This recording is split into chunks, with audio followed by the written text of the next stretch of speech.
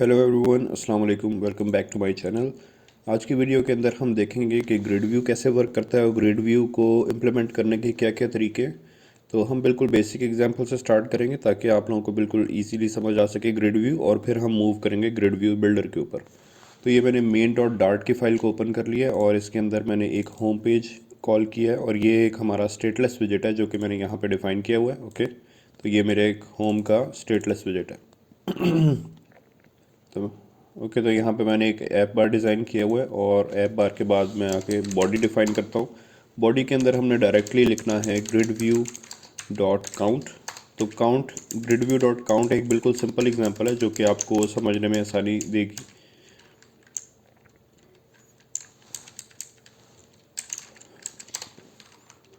Okay, तो यहाँ पे हमने ऐप बार के बाद बॉडी में आके हमने लिखना है grid view dot count. Grid view dot count एक सिंपल एग्जांपल है जिसके थ्रू आप इजीली अंडरस्टैंड कर सकते हैं ग्रिड व्यू को। तो इसके अंदर एक प्रॉपर्टी होती है cross axis count. Cross axis represent करता है हमारी रो को। तो हमने यहाँ पे ये बताना है कि जो हमारी ग्रिड बनेगी उसके अंदर एक रो के अंदर कितने नंबर ऑफ आइटम्स आएंगे। लेट से मैं यहाँ पे लिख देता हूँ 2। तो अब ये मेरी जो एक रो होगी उसके अंदर 2 आइटम्स अपेयर होंगे। ओके, इसके बाद हमने चिल्ड्रन डिफाइन करने हैं, और उस चिल्ड्रन के अंदर लेट से मैं एक कंटेनर बना रहा हूँ और कंटेनर को मैं कलर दे देता हूँ, और इस कंटेनर को मैं थोड़ी सी पैडिंग भी दे देता हूँ। ओके, तो ये मेरा एक कंटेनर हो गया, और इसको मैं कॉपी करके एक और दफ़ा पेस्ट कर देता हूँ क्योंकि मैंने मिनिमम जो मैंने कहा हुआ है एक रो के अंदर कितने आएंगे, 2 आइटम्स, तो 2 तो मैंने डिफ़ाइन कर दिए। इसी तरह ये जो पैडिंग का पूरा विजेट है इसको मैं दोबारा से कॉपी करके 2 दफ़ा और पेस्ट कर देता हूँ।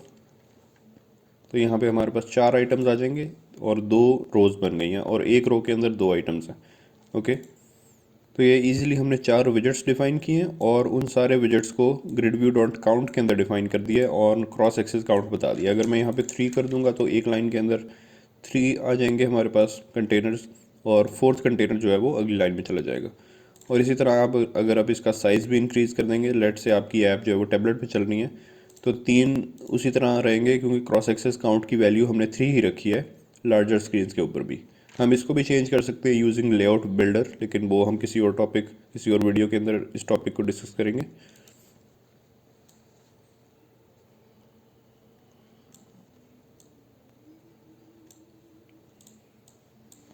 Okay, so let's move on. Grid view count बिल्कुल सिंपल एग्जांपल है, और इसके बाद हम चलते हैं ग्रिड व्यू बिल्डर के ऊपर। और ग्रिड ओके, इसके बाद आगे चलते हैं। बॉडी के अंदर आके मैं यहाँ पे लिखता हूँ grid view dot builder. Okay, grid view dot builder के अंदर हमारे पास 2 to 3 ऑप्शंस होते हैं, जिसमें पहला ऑप्शन हमारा होता है आइटम काउंट का। लेट से मैं 8 आइटम्स चाहता हूँ अपनी स्क्रीन के ऊपर, तो मैं यहाँ पे total number of items 8 assign कर देता हूँ। उसके बाद ग्रिड डेलीगेट जो है, इसके अंदर एक हम विजेट यूज़ करते हैं जिसका नाम है grid delegate with fixed cross axis count. तो क्रॉस एक्सेस की अब हमने बात कर ली है ग्रिड व्यू डॉट काउंट के अंदर कि ये हमारे पास रिप्रेजेंट करता है एक रो के अंदर कितने नंबर ऑफ़ आइटम्स आएंगे। तो यहाँ पे जो नंबर ऑफ़ आइटम्स मैं चाहता हूँ क्रॉस एक्सेस काउंट के, वो 2 चाहता हूँ कि एक रो के अंदर 2 आइटम्स आएँ। ओके, इसके बाद हम आगे चलते हैं आइटम बिल्डर के ऊपर, और आइटम बिल्डर के अंदर आके हमने कॉन्टेक्स्ट पास करना है और इंडेक्स दे देना है, और यहाँ पे आके हम रिटर्न करवाते हैं। रिटर्न करवाते टाइम हम एक कंटेनर रिटर्न करवा देते हैं लेट से, और उसका कलर मैं दे देता हूँ ऑरेंज। इसको अगर हम सेव कर लें तो यहाँ पे आप देखेंगे 8 आइटम्स आ जाएंगे, और इन सब आइटम्स के दरमियान कोई स्पेसिंग नहीं है, इसलिए ये टोटल मिक्स लग रहा है। तो हम यहाँ पे क्या करते हैं, ग्रिड डेलीगेट के अंदर आके यहाँ पे मज़ीद कुछ और ऑप्शंस देते हैं। जो पहला ऑप्शन है वो कहलाता है क्रॉस एक्सेस स्पेसिंग। अगर मैं इसको 5 कर दूँ और सेव करूँ तो आप देखते हैं कि क्या होता है। क्रॉस एक्सेस के थ्रू ये जो वर्टिकल स्पेसिंग आ गई है आइटम्स के दरमियान। इसी तरह हमारे पास एक है मेन एक्सेस स्पेसिंग, इसको मैं 5 दे देता हूँ। इससे हमारी हॉरिजॉन्टल स्पेसिंग भी आ जाएगी, और ये 5 और ये 8 के 8 आइटम्स आपको अब सेपरेट नज़र आ रहे हैं। ओके, तो इन आइटम्स के अंदर मैं अगर कोई तस्वीर लगाना चाहता हूँ तो मैं यहाँ पे आके लिखूँगा डेकोरेशन, बॉक्स डेकोरेशन, और उसके अंदर इमेज के अंदर हम डेकोरेशन इमेज दे सकते हैं, और यहाँ पे मैं दे रहा हूँ asset image, assets image 1.jpg। और ये जो इमेजेस हैं ये मेरे एसेट्स के फोल्डर में पड़ी हुई हैं, और इन एसेट्स के फोल्डर का पाथ को मैंने pubspec.yaml फाइल के अंदर इंक्लूड भी करवा दिया है इस तरह। ओके, तो अगर हम ये नहीं करवाएंगे तो हमारा जो फ्लटर का प्रोजेक्ट है उसे पता नहीं लगेगा कि उसने किस फोल्डर से हमारी एसेट इमेजेस को उठाना है।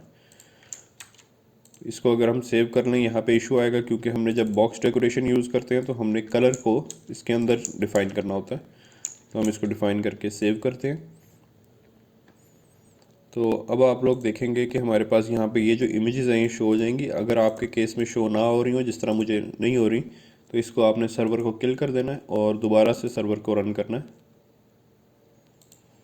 हम इसे दोबारा से रन कर लेते हैं, क्योंकि जब हम एसेट इमेज का विजेट यूज़ करते हैं तो हमें एक दफ़ा सर्वर को रीस्टार्ट करना पड़ता है।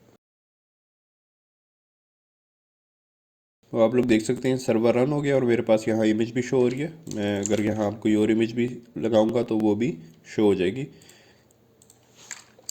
ओके, तो यहाँ पे आके मैं एक फिट की प्रॉपर्टी भी अप्लाई करता हूँ। Fit box fit dot cover, save कर लेते हैं इसे। तो यहाँ पे ये हमारी इमेजेस आ गई हैं, और इस इमेज के नीचे मैं चाहता हूँ लेट से फॉर एग्जांपल थोड़ा सा टेक्स्ट भी शो हो। तो मुझे क्या करना पड़ेगा, instead of returning a container मैं क्या करूँगा कि अपने इस पूरे कंटेनर को रैप कर दूँगा विद इन अ कॉलम। और कॉलम के अंदर चिल्ड्रन होते हैं, चिल्ड्रन के अंदर पहले नंबर पे हमारा कंटेनर आ जाएगा, और कंटेनर के बाद हम एक टेक्स्ट विजेट लगा देते हैं। लेट से मैं यहाँ लिख देता हूँ नेचुरल सीन्स। ओके, तो अब यहाँ पे एक बात नोट करने वाली है। अब जैसे ही हम इसको सेव करेंगे, यहाँ सेमीकोलन लगा दें, क्योंकि जैसे ही मैंने इसे सेव किया है तो यहाँ पे आप लोग देखें हमारी इमेज डिसअपेयर हो गई है, क्योंकि अब हमने एक कॉलम के अंदर इसे रैप किया। तो अब मुझे यहाँ पे इसकी हाइट और विड्थ असाइन करनी पड़ेगी, जो कि मैं विड्थ असाइन करना चाहता हूँ डबल डॉट इन्फिनिटी, जो कि हमारी फुल कंटेनर की विड्थ को कवर कर लेगा। और इसी तरह हाइट में देना चाहता हूँ लेट से 200। अब ये हाइट जो 200 है इसको देखते हैं ये कहाँ तक आती है।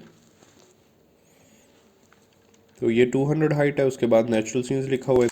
इन दोनों के दरमियान पे मैं एक साइज बॉक्स भी लगा रहा हूँ, हाइट लेट से 10।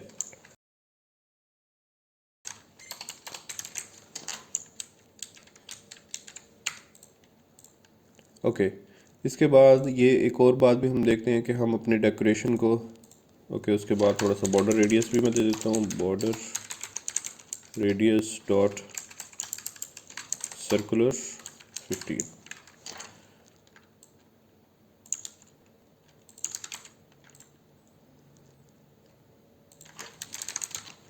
ओके, तो ये हमारी इमेजेस इस तरह राउंडेड कॉर्नर्स के साथ आ गई हैं। थोड़ी सी मैं थोड़ा सा स्पेसिंग बढ़ा देता हूँ इनकी, 5 के बजाय 10 कर देता हूँ क्रॉस एक्सिस और मेन एक्सिस स्पेसिंग को। ओके, और ये जो हमारी इमेजेस हैं ये आ रही हैं अब हमारे एक स्पेसिफिक फोल्डर से। तो मैं ये चाहता हूँ ये इस तरह ना आए, बल्कि हम इसके अंदर जो हमारा ग्रिड व्यू बिल्डर है इसके अंदर हम कोई डाटा क्लास यूज़ करें। तो मैं यहाँ पे जा रहा हूँ और लाइब्रेरी के ऊपर एक डाटा क्लास बना लेता हूँ। लेट्स से मैं कहता हूँ ये मेरी मॉडल क्लास है, और इस मॉडल क्लास के अंदर जाके सबसे पहले हमने मटेरियल डिज़ाइन इंपोर्ट करना है। उसके बाद हम क्लास डिफाइन करते हैं डाटा। डाटा क्लास के अंदर आप देखें हमें दो चीज़ें चाहिए, एक इमेज है और दूसरा टेक्स्ट है।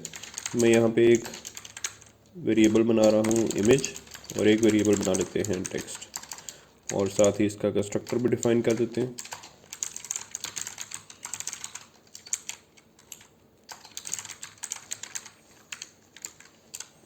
ओके, इसके बाद हम डाटा डिफाइन कर सकते हैं यहाँ पे ऊपर आके। मैं इसी फाइल के अंदर जिसके अंदर मेरा होम विजेट है उसी फाइल के अंदर आके मैं डाटा डिफाइन कर लेता हूँ। लेट से मैं यहाँ एक लिस्ट बनाने लगा हूँ, और लिस्ट ऑफ फोटोज़,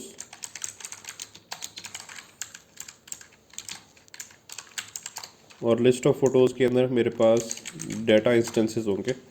और ये डाटा असल में क्या है, एक क्लास है, उस क्लास को हमने कॉल कर लिया। इट मीन्स उस क्लास का इंस्टेंस बना लिया हमने। और नंबर 1 पे जो इमेज हमें चाहिए वो हम यहाँ पे लिख देते हैं assets image 1 dot JPG. Text में मैं लेट से नेचुरल सीन्स ही लिख रहा हूँ सबके, और इसको मैं कॉपी एंड पेस्ट कर लेता हूँ। और यहाँ पे इमेजेस की वैल्यूज़ को चेंज कर रहा हूँ। ये मेरे पास सारी इमेज पड़ी हुई हैं एसेट्स के अंदर।